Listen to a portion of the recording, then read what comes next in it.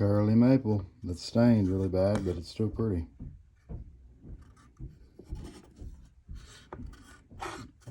They let the log out way too long. But I've got some clear logs that aren't stained so bad.